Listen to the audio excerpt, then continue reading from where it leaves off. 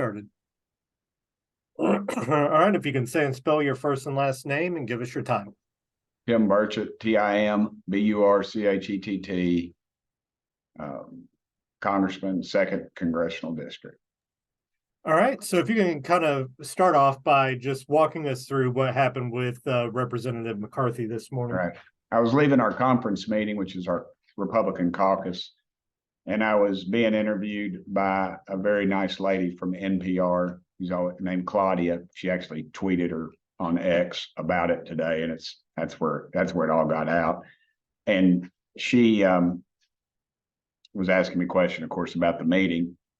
And while I was doing that, somebody came up behind me and hit me in the kidneys, or elbowed me, and I fell forward on her. It kind of caught me off guard. You're not expecting that in a hallway, since there wasn't anybody. It wasn't like it was a crowd or anything. And she said, "Oh my gosh, I've never seen that happen before." And I turned, and it was Kevin McCarthy, and I hollered at him, and he acted like, who are you, kind of thing. And then after I kind of figured out what was going on, I ran after him, and I confronted him about it. And of course, he was in complete denial. He said he's told people at first he didn't do anything. He didn't touch me. And then he said, well, it was a crowded hall, which it wasn't.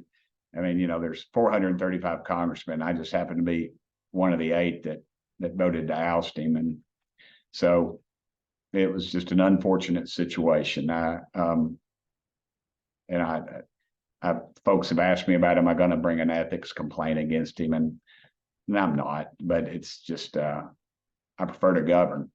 I think that's what we're up here to do, and not act like a bunch of rednecks out in the hall. I just thought it's kind of, I guess maybe in California, that's the way they handle stuff, is come up behind somebody and hit them. And, in Tennessee, we got a problem with somebody, we'll look them in the eye and we'll talk about it. But it was just an unfortunate situation, and I think it shows his character, and I think people understand now why we voted him out. And when that initially happened, what was the first thought that went through your mind? I was just shocked a little bit. You just don't expect that kind of thing to happen. I mean, it's because he was walking in between his security detail, and so it was just completely off guard, and obviously not out of character for him, but it was just very unfortunate. And it's a sad asterisk on the conclusion of his career. He could have gone out on top, but he's chosen not to. All right, and so we'll move on to the potential government shutdown. So we know you don't like funding government via continuing resolutions, but specifically, what do you oppose with Speaker Johnson's two-tiered plan, which also leaves out funding supplements for Ukraine, Israel, and border enforcement? Yeah. Well, 2 of those things need to be in that bill, Israel and our border. And the president's proposal on border security has nothing to do with border security. It just hires more bureaucrats to bring more illegal folks into our country.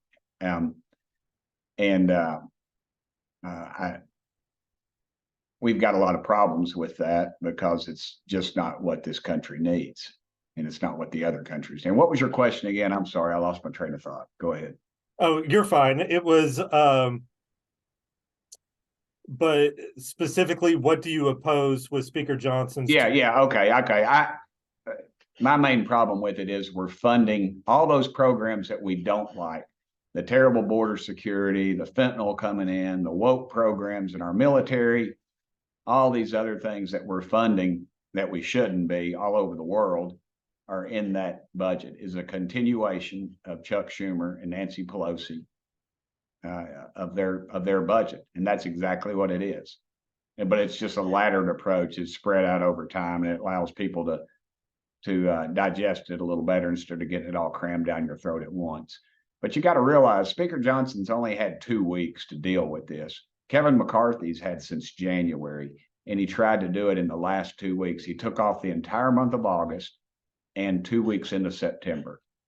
And And then he expected us to do it in 2 weeks, which is what leadership has done, which is what Pelosi's done in the past. And they all do, because if they don't pass a budget, they continue funding the special interest and greasing the lobbyists in Washington. And that's exactly what these things do. And that's why we're $33 trillion in debt. You don't have budget hearings. You don't have individual spending bills dealing with what's in the budget. You pass it all in one conglomerate. So yeah, I oppose that. That's not a way to run a government. It's not the way we ran Tennessee. Tennessee was run as a balanced budget state when I was mayor of Knox County. That's not the way we ran it either. We didn't run at a deficit, which is exactly what we're doing in Washington. We've been 30 years without passing a budget. We're $33 trillion in debt. We pay $1 trillion a year in interest alone, which is money we're just throwing away. We can't put it in border security. We can't feed people. We can't fight fentanyl. We can't take care of anything else. And so, and in 7 to 8 years, we continue down this path, this disastrous path, mind you. The largest single item on our budget, largest single item, will be interest on our loan. Okay, and last question, are there any must-haves or must-not-haves to get your support to say yes on a continuing resolution? I would think if they really truly did border security, because our border right now, we know 10 million people probably have come over that border, and we've got people on a terrorist watch list that have gotten in. If you look at what's going on in Gaza, on the border of Israel, when they came in and massacred those poor Israelis, which is what they did. They just massacred.